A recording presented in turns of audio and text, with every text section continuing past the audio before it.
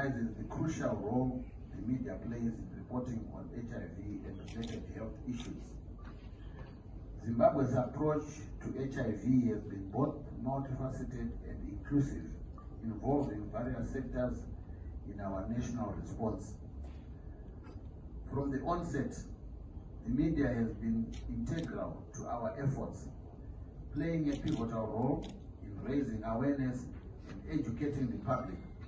Although early coverage often incited fear, it succeeded in bringing the issue to the forefront of national consciousness and facilitated essential public understanding.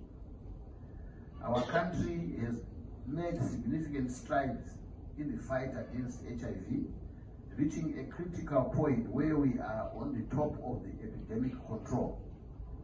Recent global data highlights Zimbabwe's remarkable progress, noting the highest decline in HIV prevalence from 2010 to 2023 compared to any other country.